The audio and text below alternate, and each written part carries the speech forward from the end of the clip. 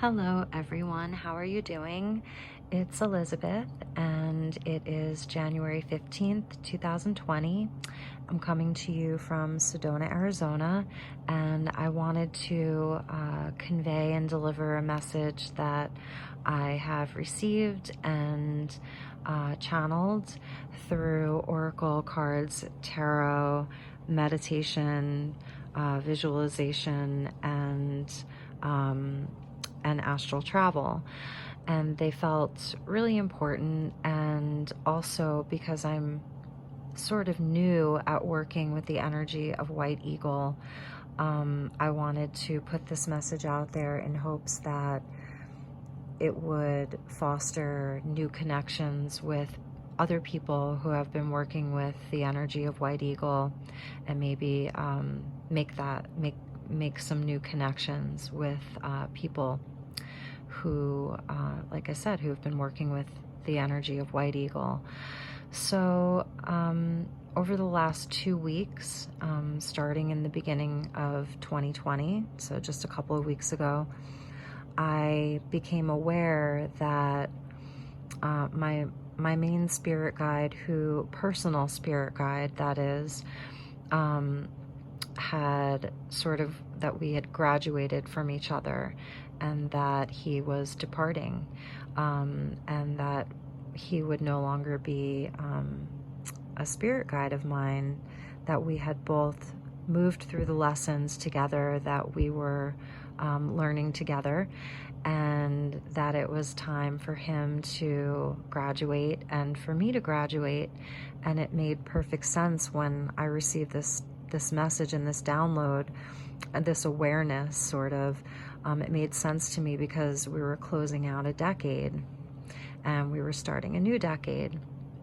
And so with that, knowing that he was departing, I thought, well, okay, well, that means that a new guide is going to come in, or new guides are going to come in, because it wasn't just the one spirit guide. I really feel that it was two of them in particular who had been with me for the last 10 to maybe 20 years, maybe my whole life even. Very powerful friends, let's say. We'll say friends. And I didn't even feel sad about it. That was the thing. It just felt like truth. So, let's see. A couple of days ago, 3 days ago, so this, I think, was Sunday night, I was drawn to the Kyle Gray Oracle deck, Keepers of the Light, and I just wanted to do a quick 3-card spread for myself. So I did, and as you can see, this is the 3-card spread. We had faith and hope, which was really beautiful that these two feminine archangel energies came out together, because they do work very closely together. Faith being the divine counterpart and twin flame of Archangel Michael, and hope being the twin flame or divine counterpart of Archangel Gabriel. And they work in a trinity, so Charity would be the third, and her divine counterpart being Shamuel. So the middle card was White Eagle. That was the 3rd card that came out. And I placed him in the center because it just felt right. We've got 2 female or feminine energy archangels. It's not about gender, more of the energy. And then White Eagle, this indigenous Native American ascended master, I want to say, that came through. And so it was like these 2 feminine archangels were sort of coming forward as a support and as a, like, an embrace around him. So it was really calling to me that these 2 came out on either side of White Eagle. And what I did was I YouTubed White Eagle. I'd only pulled this card once before, about a little over a year ago when I first got the deck. White Eagle came out once, and I was like, well, what is this? I've never heard of White Eagle. So I remember briefly looking into who White Eagle was, and I became aware that there was a woman named Grace Cook back in the early 1900s, started channeling this energy. And that was really it. I kind of left it at that. I didn't pursue it any further until the other night.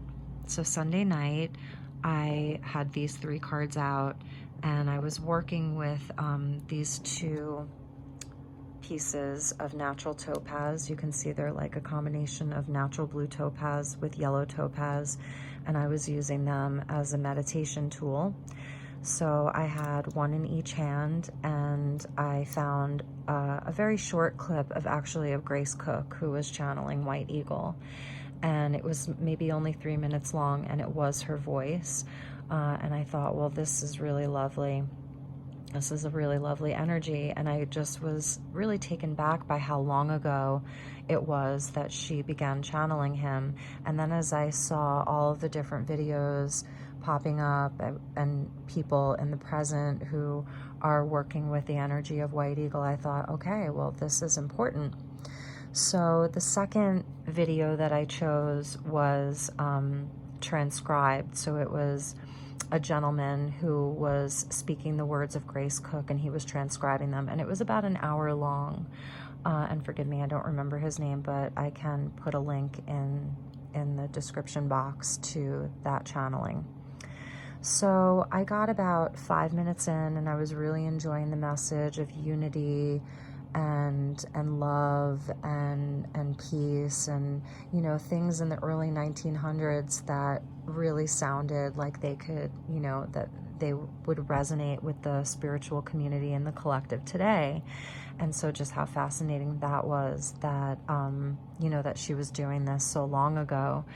And I was holding the topaz, and I started going into a trance within 5 minutes of listening to the video.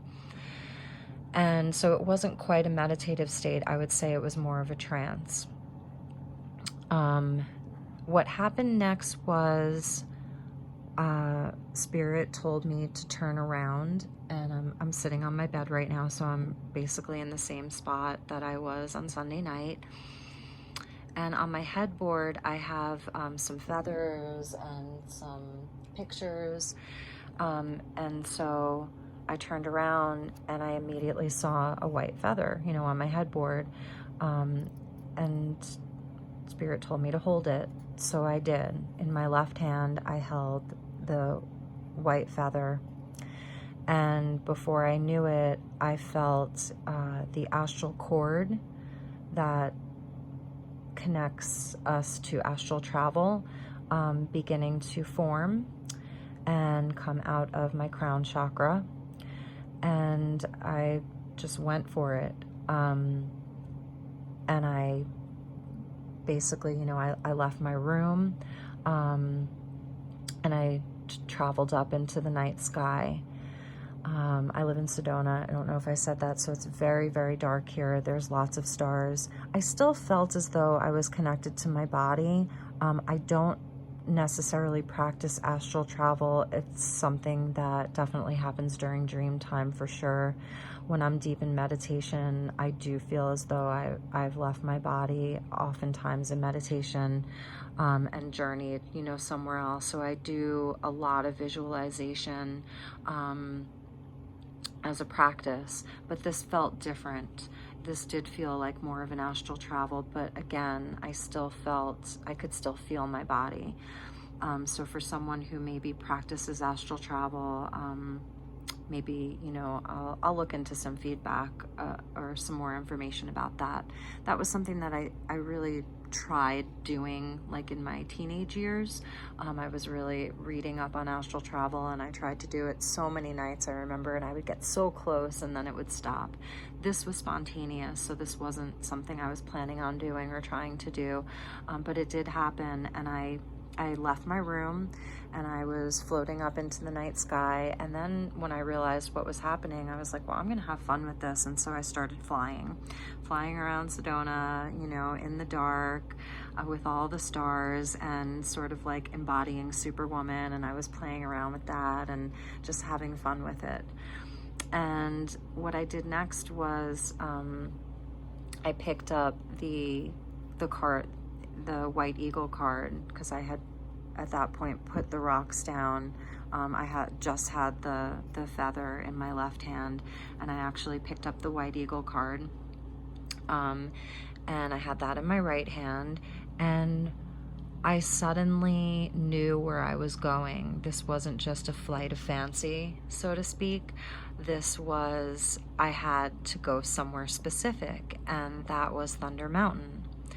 And so Thunder Mountain, if you're not familiar with it, is one of the tallest peaks in Sedona. I believe Wilson Mountain may be a little bit taller, but Thunder Mountain is one of the most sacred mountains, most powerful mountain peaks here in Sedona.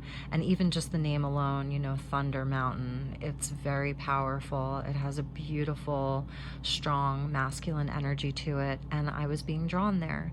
So I landed on top of Thunder Mountain, and it was very dark, and all I could see was, at that point, were the stars in the sky, and I could feel the wind, and it was very peaceful.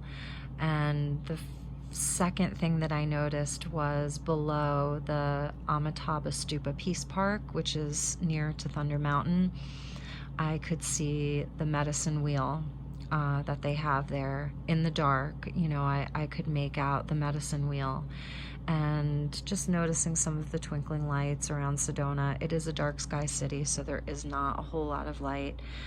And then I realized that White Eagle was there, that he had brought me there. He had called me there, and he was there sitting next to me.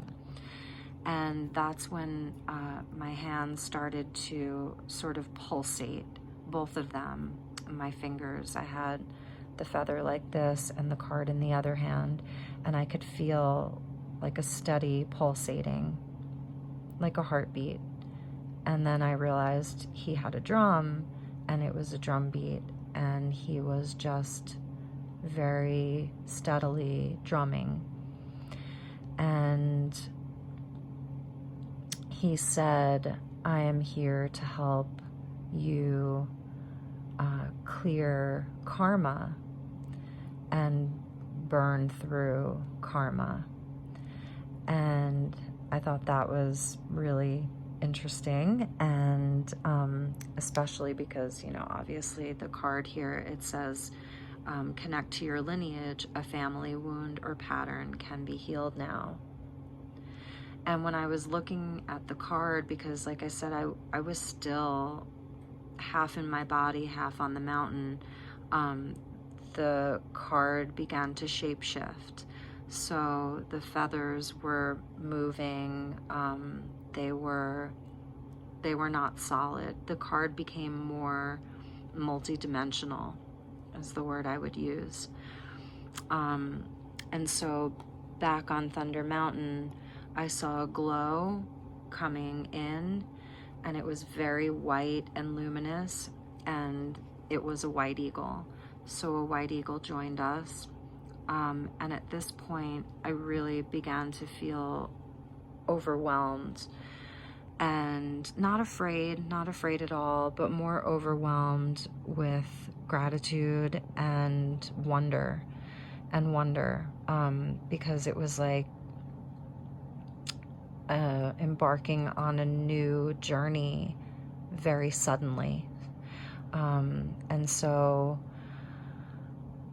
trying to think if anything important or meaningful happened next, because I did return to my room very shortly after I realized, okay, what had happened, what was happening. And I thanked him. I do remember thanking him and welcoming him, and telling him that I was ready to receive, that I was ready to receive. So yeah, so I returned to my room, and I was very, very tired at that point, very tired, and not in a bad way, but I was ready to go to sleep. And so I did. That's exactly what I did. I went to sleep.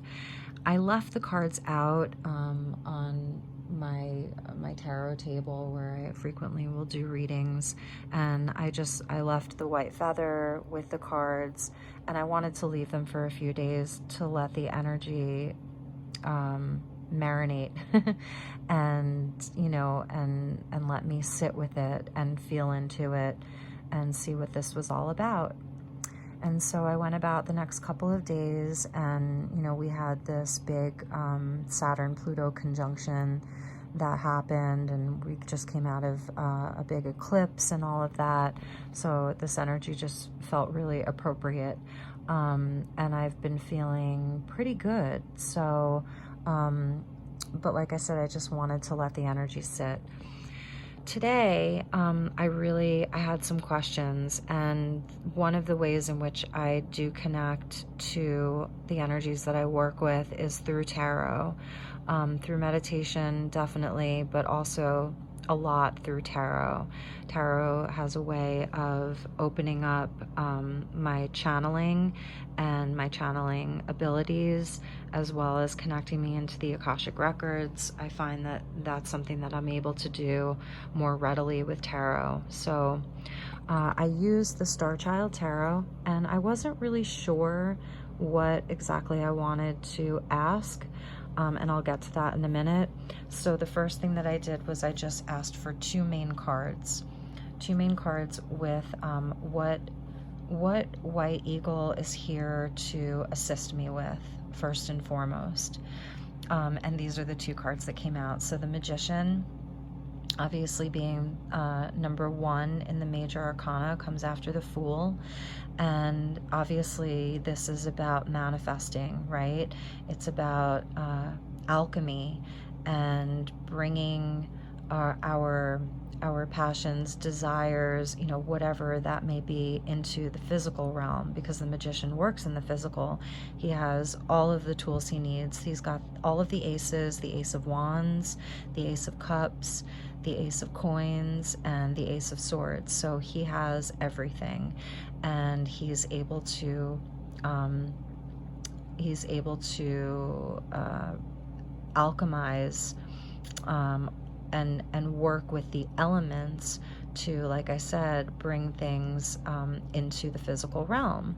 But with the Magician, we have to have the confidence to do the work. So to be able to do that, this is a card of confidence. So I think he was telling me that he's here to help me with that. And also the Magician is a card of Mercury. So Mercury being the ruler of communication, that's another thing that that he was speaking to me about, is helping me communicate my messages, whether it was through making videos like this, doing readings and healings for other people, writing, whatever the expression is. He was here to help me with communication with that mercurial energy. And the second card is called Akashic Records. And in this tarot deck, the Star Child Tarot, there are a few extra cards. So this is number 22. So it comes after the World card, or in this deck, they call it the Universe. She calls it the Universe. So again, this is a similar energy in a sense, where it's tapping into, I guess this could be more associated with the High Priestess, who I resonate with, a lot.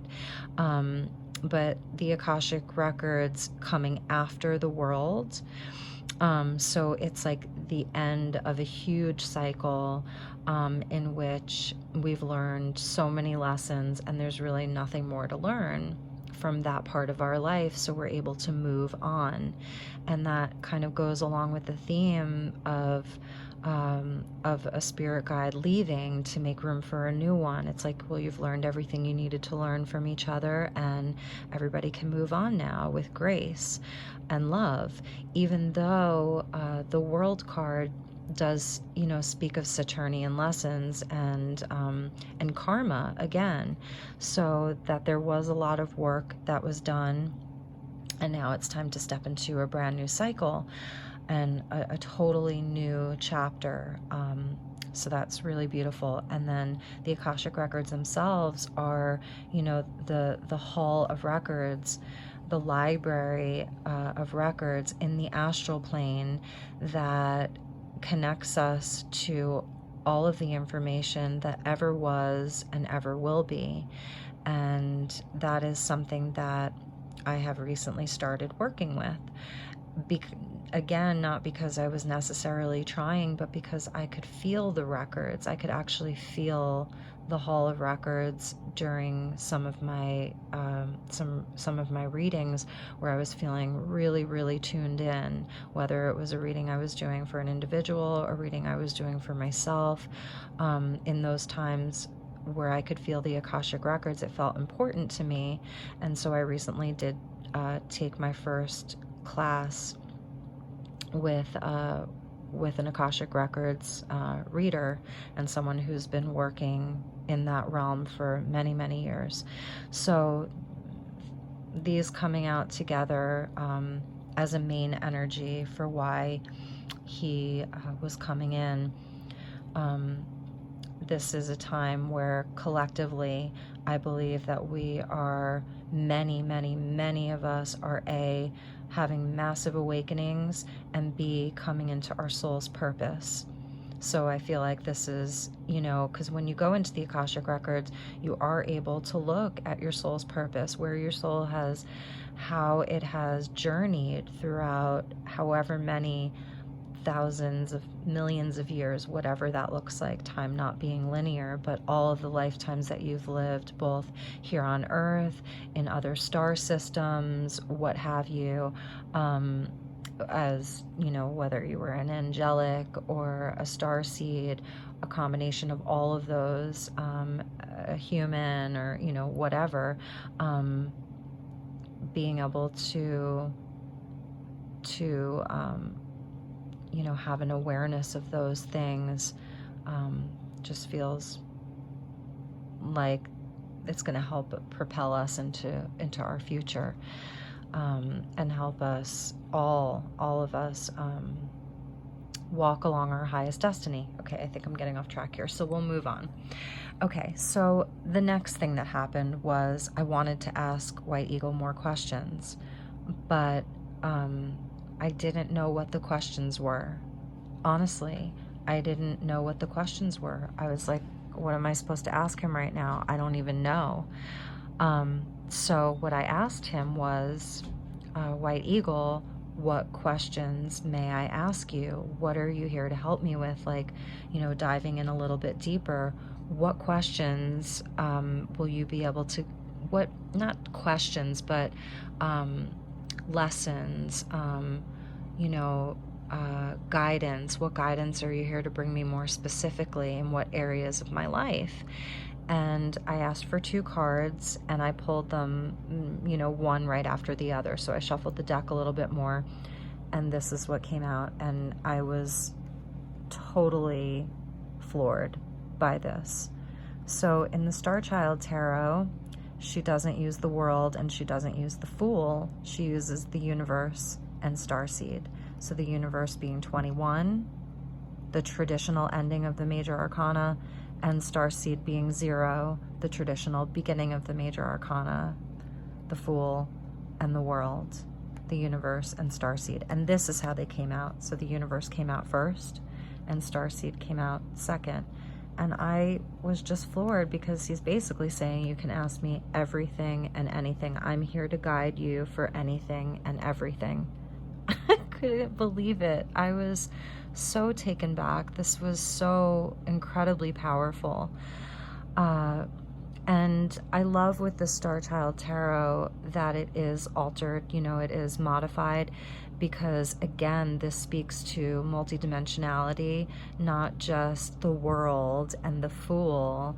It's more multidimensional than that. It's the universe and starseed. So everything and anything from past, present, future, it's very quantum in nature. And that he's here as a multidimensional guide to assist with all aspects of our soul's journey,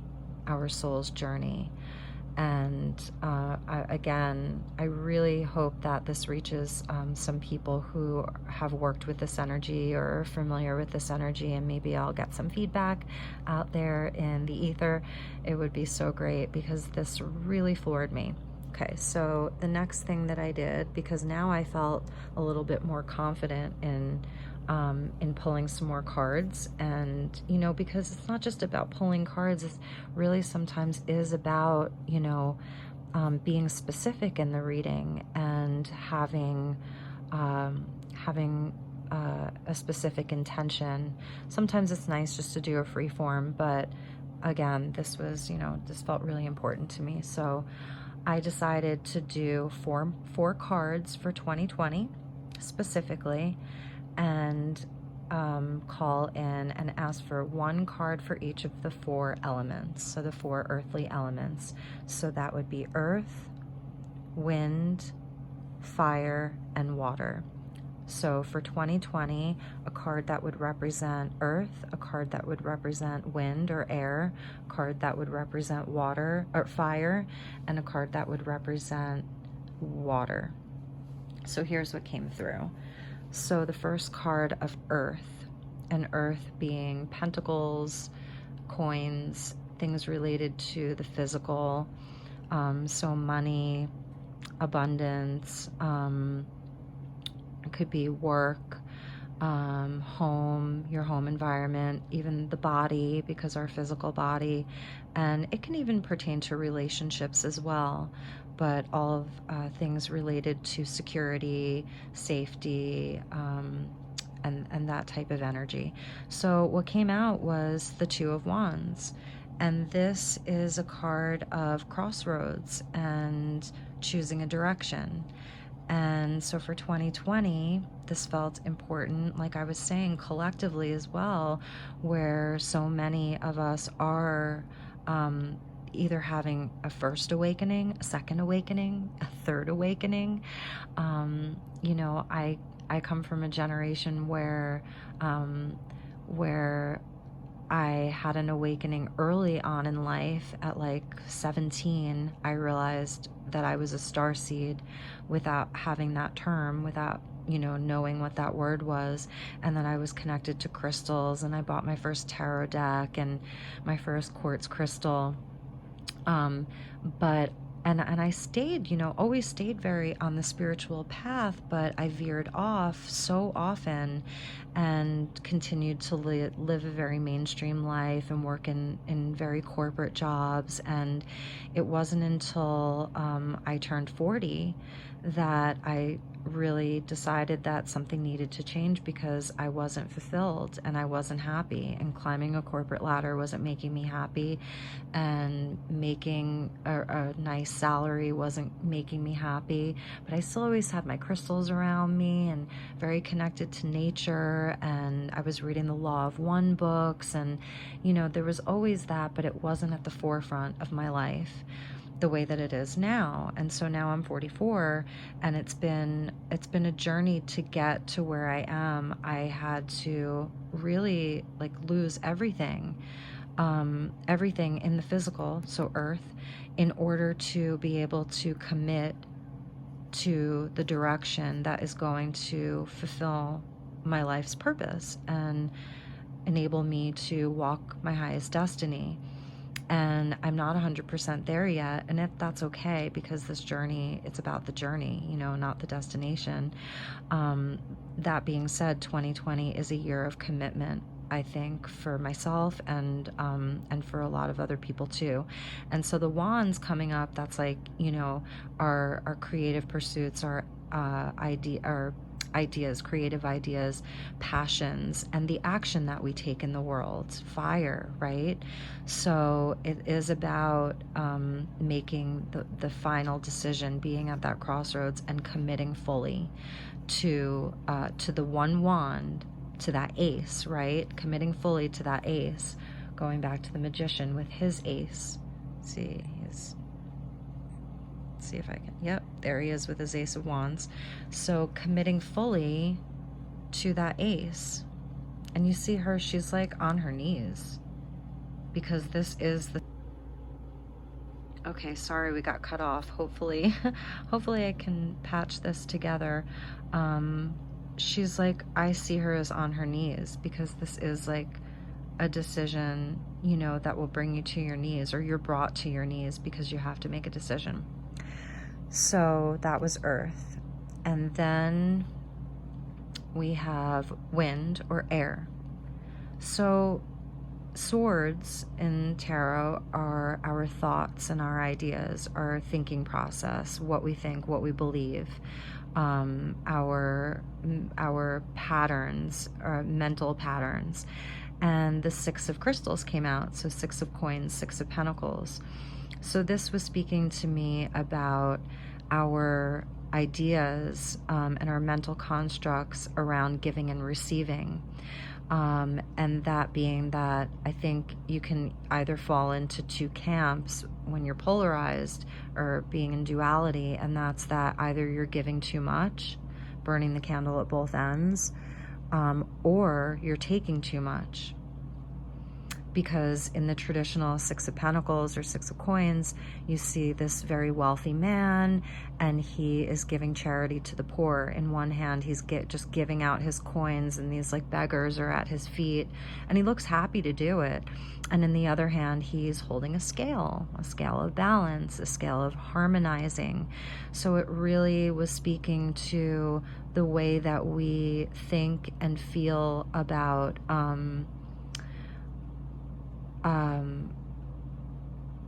sorry, I just lost my train of thought. The way that we think and feel about how we give and receive, and making sure that our own scales are balanced first. So making sure that we're good first, because we want to give back and we want to help. And for those of you watching, you know, you're probably a light worker or a healer, or you know, a starseed, healer, light worker, in some kind of profession, service-oriented, service to others. And I think that going into this decade, a lot of us are realizing where we were overgiving without making sure that our own scales were balanced first, and being able to give from a place of fullness within ourselves. And then the other thing, the other message that I received from this card too was also about service, and perhaps looking into places or areas where we may be able to give back to our own community. This sort of, you know, 5D experience of giving in our community when our own scales are balanced first, and how the divine law of compensation works, and that is, if, you know, if we're giving, that we'll always be compensated back when we're giving from our heart and from our truest place, that, and not from a place of feeling unworthy, so I'm giving so that you'll love me or like me. But no, I love me and like me, and I am worthy and I'm whole, and therefore I want to give. And that with the divine law of compensation, that it will always return in some way, shape, or form. So I thought that was really beautiful, coming up for the air message, you know, the message from air. And then the message from fire, and this was so interesting. I am a fire sign, triple fire sign, sun, moon, and rising. So I'm a Sag sun with a Leo moon, a Leo rising, and I have other placements that are also in fire signs throughout my chart. So I've got a lot of fire, and here water is coming up. And what does water do? It puts out fire. it puts out fire. So I think that this is also where White Eagle comes in. Maybe he is here to help with that fire, here to help with the fire, because this feels sort of karmic right here. The Five of Cups is a card traditionally associated with sadness and loss and grieving over loss. Cups are our feelings. It's our heart. It's our heart chakra. So this indicates to me brokenheartedness, potential block in the heart chakra. Not necessarily a block. I don't even want to use that word to make it so definitive. But just issues and opportunities around heart healing and about letting go of loss in love, whether it's friendship, family, because White Eagle does help with bloodline, and love relationships, lost love. And so again, water putting out fire. And what is fire? Again, with wands, it's the action that we're able to take in the world. So we may have all of these great ideas, but we need to have the will to bring that out into the world. It's confidence, right? It's confidence. Here comes the Magician again. And it's solar plexus activity, real solar plexus activity. So he's saying that he's here to help with that. And that's really beautiful. So maybe this will resonate for some of you as well. And again, these are energies for 2020. Lastly, we get to water, the water element. So the message from water is the Eight of Crystals. Now, water, as we were talking about, are relationships. It's cups energy, water, even though this is crystals. Water represents our emotions, our emotional body, our relationships, relationship with ourselves, and relationships with other people. So the Eight of Crystals, or Eight of Coins, an earth energy coming out to represent the water element, speaks to mastery and working at it, putting in the work. So this to me felt like working on relationships, making it a priority to work on relationships, both the relationship with ourselves and the relationships that we have with others, which ultimately will heal this Five of Cups energy. So in the Eight, traditionally we see a man, and he is sitting in a little chair, and he is working on one specific coin or pentacle, and there's 7 more around him, kind of like going up a wall, and he's perfected each one. And it's a card of focus for that reason too, because he focuses on each one like individually until it's finished. And it's a very slow and steady process, and it's a beautiful process. I love the Eight of Crystals, because after that comes the 9, which is like our sovereignty and accomplishment and independence, and then after that is the 10, which is then we can leave a legacy for others after us. So this is speaking to, in the emotional realm, in matters of the heart, of really making it a priority. What could be more important than our relationship to ourselves and our relationship to others? So this was such a beautiful reading, and it resonated with me so deeply, obviously, because it was for me.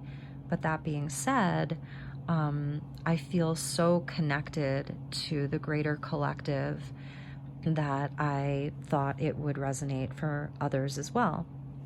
So lastly, of course, I always have to check the bottom of the deck.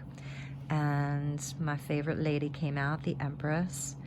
And that is about, you know, she's the queen of all queens, and she is creation embodied. She is the most loving and nurturing card in the whole deck. You know, I always see her and the Queen of Cups as like kind of sisters.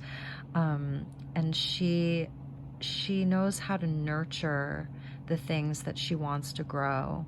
You know, she plants her seed and she tends to it every single day. And she holds the whole world in her hands. She, you know, she's Gaia, she's the mother, she's Mother Nature, she's all of that. She's the cycles of the moon, as you can see, totally loving, unconditionally loving all of her children. And so that came up as the bottom of the deck. So I think that this may have been some of the work that we've been doing, is like really trying to hold the space of unconditional love, really working on that, because it was at the bottom of the decks. This is like an energy that we've already been working on, and that is still with us. And then I just double checked the top of the deck too, and there's the Nine of Cups, wish fulfillment. Nine of Cups is the wish card. So this is about making our dreams come true, you know, emotional fulfillment. Because once you feel a sense of emotional peace, like at peace with your emotions, for your emotional self, from working through, you know, all of these, that's when the abundance follows. That's when the coins come. You know, have you ever just like worked from a place of like anger and like not being satisfied, not enjoying the work that you're doing? It usually doesn't reap the rewards. It really doesn't.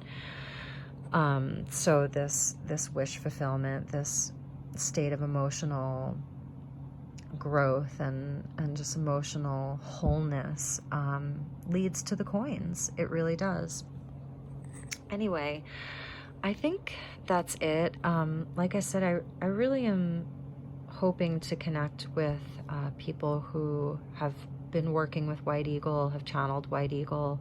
Definitely going to be tuning into this a lot more and spending time with his beautiful energy more and more. Oh, I know what the other part of this was. Okay, so if you're still watching, thank you.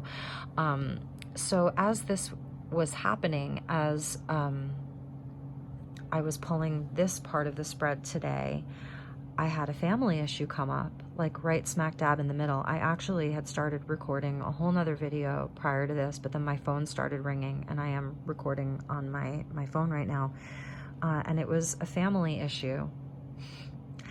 And so it was like an instant test.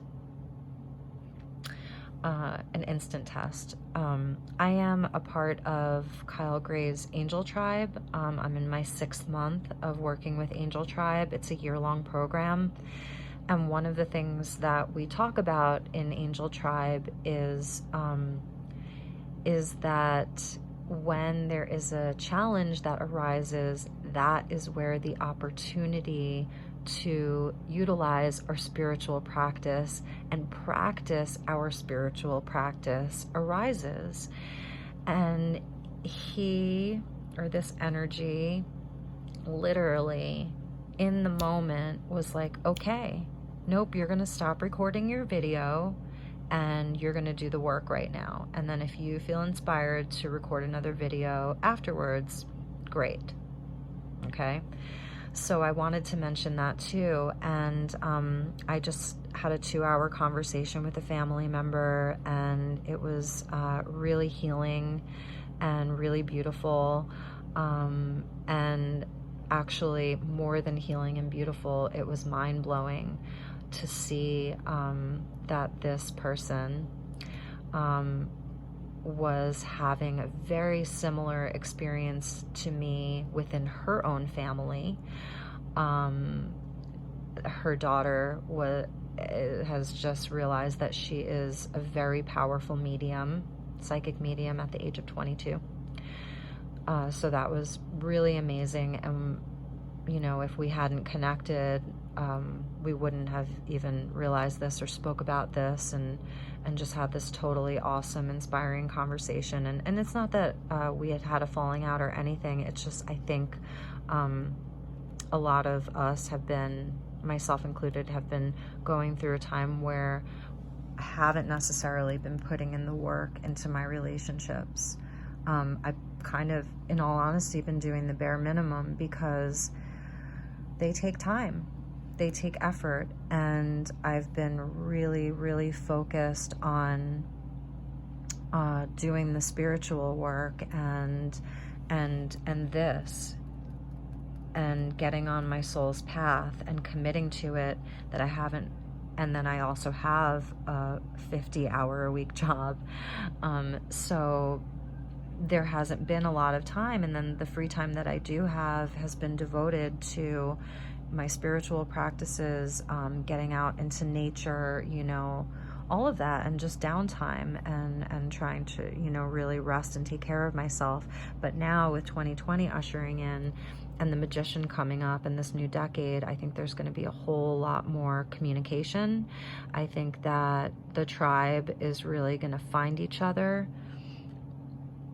right? And there's going to be a lot of new connections. I think that that's going to be another thing that we're going to be able to call in, like star family, soul family.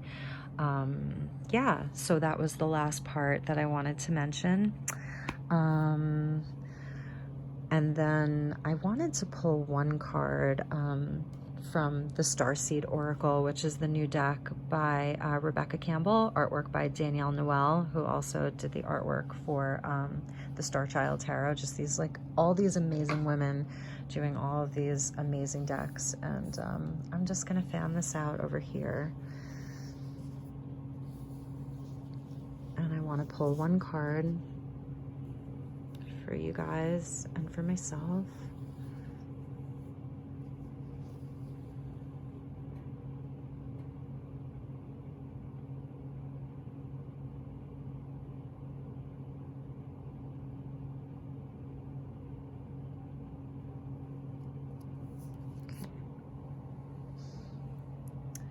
This card, I've only had this deck for a week, and this card just wants to come out like every single time I do a reading with this.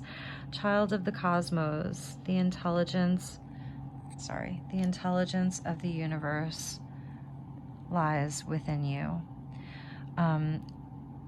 So I've been feeling a lot of inner child wanting to come out lately. Things, it have been feeling really serious and really heavy lately with this Saturn-Pluto conjunction, all of the planets in Capricorn, the lunar eclipse, even Uranus and Taurus, Chiron and Aries. There's been so much seriousness in the world. If you look back on the last video that I did, I was really speaking to a lot of what's playing out in political theater and in the world, with all of the devastation that's happening around the world, the fires in Australia, and now all of these volcanoes erupting, earthquakes in Puerto Rico, all of this going on, and people are really feeling devastated inside of themselves because so many of us are empathic. Even people who may not be on the quote unquote spiritual path, they are still super empathic, and people really, really feel these heavy energies, whether they can like pinpoint it or not. We are all spiritual beings having a human experience. And so this card keeps coming out, and the first thing I see is child. And then I'm looking at Starseed, which is traditionally, the Fool, and that is that 0 point, that return to the 0 point where we come in without any karma, and we are just totally new and fresh and adventurous and lighthearted, so to speak. So that's the message, just intuitively, the hit that I'm getting off of this right away, is don't forget to play with your inner child and let your inner child come out, him or her, she, him, her, whatever you identify with. And I am going to read this real quickly. Child of the cosmos. How beautiful. She's just floating. That's kind of how I felt. That is how I felt when I felt the astral cord a few nights ago. That at first I was just sort of like floating up, and then I realized I could fly, and that was really, really fun. Okay, let's see. Here we go. The intelligence of the universe lies within you. There is a mysterious force that governs all life, an intelligence that tells flowers when to bloom and the tides and seasons when to come and go. That intelligence is within you too. It was there before you drew your first breath, and it will be there well beyond your last. It's the part of you that informed every cell what to do when you were in your mother's womb. It's harder to resist this force than it is to surrender to it. Because Earth is a planet of polarity and free will, it's easy to forget that this intelligence exists within us. So often we become disconnected from this pulse of life and fall into the pattern of believing that we're separate or feeling that we need to go it alone. We can feel isolated and as if we need to figure things out for ourselves, to rely on our own strength. You're being called to remember the intelligence that's within each and every one of your cells, in your cells. To remember that you're a precious child of a loving, gentle universe. That you have access to all of the intelligence, wisdom, strength, flow, and qualities that ever were, are, or will be. And to remember that if flowers know exactly when and how to bloom, then you do too. And then there's a Starseed Soul inquiry, and the question asks, how can you surrender more deeply to the intelligent flow of life? How can you surrender more deeply into the intelligent flow of life? I know what the answer is for me. It's definitely getting into my inner child suit and playing and having time for play and laughing, definitely laughter, and getting out into the wild and feeling free. All right, everyone. I hope that you enjoyed this, and I am really looking forward to bringing lots more messages and communication this year and beyond. I do watch a lot of YouTube too, so I am looking forward to finding more channels to connect with and more amazing people to learn from, because I'm just really so grateful for the YouTube community in this journey that I took from leaving Tampa, Florida, and eventually finding my way to Sedona. And just that journey, like YouTubers were with me the whole way, and I'm so grateful. I know there's been so many changes with YouTube, and a lot of people are leaving to go to other platforms, and I get that, you know, total respect for you. But I just want to give a shout out to like all of the YouTubers who have really impacted my life, and in my darkest moments have been my brightest lights. So thank you so much. And I look forward to seeing you all again soon. I wish you nothing but the best. Okay? Take care. Bye-bye.